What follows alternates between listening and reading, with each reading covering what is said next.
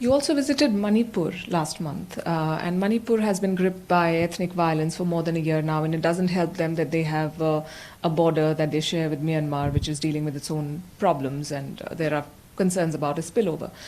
What is your assessment of the ground situation there? In the lighter vein, ek ke saath ek free. Because Manipur was a problem and now you have the Myanmar problem also coming in.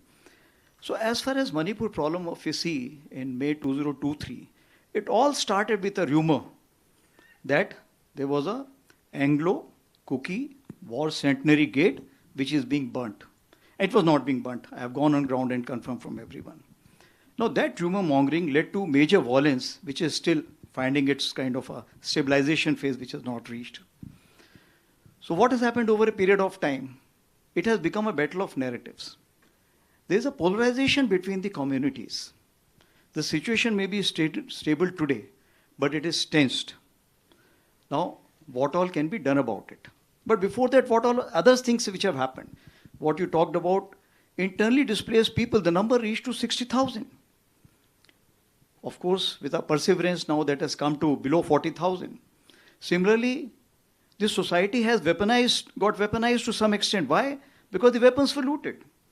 That also needs to be seen. The women-led organizations have come up for the defensive purposes. The underground organizations have come up for the defensive purposes. The battle lines are getting hardened. Therefore, what we have done as of now, that firstly we have to be very clear, it has to be whole of nation approach. As far as the Army and Assam Rifle is concerned, we have deployed approximately 126 columns of Army and Assam Rifle combined together in conjunction with so many other stakeholders which are already operating in this state. And we are trying to calm down the situation. We are trying to bring in the trust. We are trying to restore the trust. It will take its own time because when the social cracks or the social fracturing takes place, it takes own time to kind of recover. But what has also happened that we've been able to recover a large number of weapons. Approximately, if I can say that 25% of weapons have already been recovered and double the weapon which are of local kind, that also been recovered. I've also gone and met the ex-servicemen because they are the last bastion of national integration and social harmony. They are advising us how to go about it. We are working closely with them as well as the central administration to look into what are the possible lines of effort which we should go ahead in future. Are there concerns about foreign assistance to certain militant groups from Myanmar? If we retrace the history of Manipur, the issues are very, very complicated. We have to go back to the Kabao Valley and so on and so forth. We'll not talk about it.